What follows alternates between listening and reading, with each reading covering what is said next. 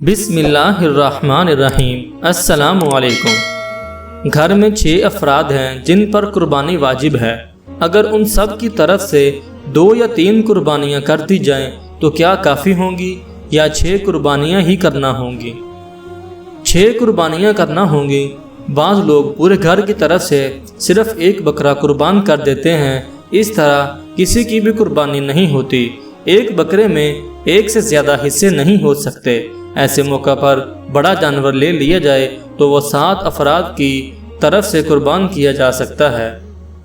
इज्तमाई कुर्बानी की एहतियातें। इज्तमाई कुर्बानी करने वालों पर क्या क्या शरई जिम्मेदारियां बनती हैं?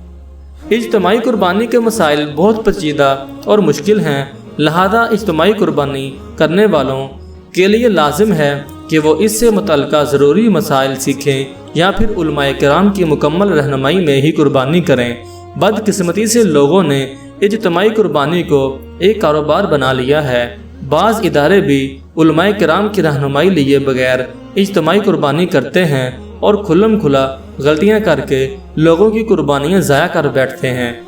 हर एक को अज़ाब आखिरत से डरना चाहिए और शरई तकाज़े पूरे होने की सूरत में ही इज्तमाई कुर्बानी में हाथ डालना चाहिए। आशिकान रसूल की मदनी तहरीक दावत इस्लामी में इज्तमाई कुर्बानी दारुल इफ्ता अहले सुन्नत की मुकम्मल रहनुमाई में ही होती है। मुल्क और बिनूने मुल्की इज्तमाई कुर्बानी का इरादा रखने वाले ज़िम्मेदारान की पहले तरबियत होती है, फिर तरबियती नशिस्त में शिरकत करने वालों का इम्तहान होता है और जो इम्तहान में कामयाबी हासिल करते हैं तो उन्हें ही मदनी मरकज़ की तरफ से इज्तमाई कुर्बानी की इजाज़त मिलती है।